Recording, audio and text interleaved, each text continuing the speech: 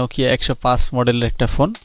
তো আজকের ভিডিওটা একটু বড় হবে, তবে কথাগুলো অবশ্যই মনোযোগ সহকারে শুনবেন, কারণ এখানে কিছু শিক্ষা আছে। বিষয়টা হচ্ছে এই ফোনটার যে কন্ডিশন, আপনি উপরের পার্টটা দেখে অবশ্যই বুঝতে পারছেন যে এটার কন্ডিশন তেমন একটা ভালো না।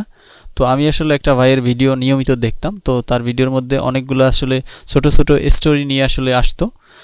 কিছু গরিব মানুষ আছে যারা হচ্ছে ফোন একাধিকবার ঠিক করে হচ্ছে চালায়।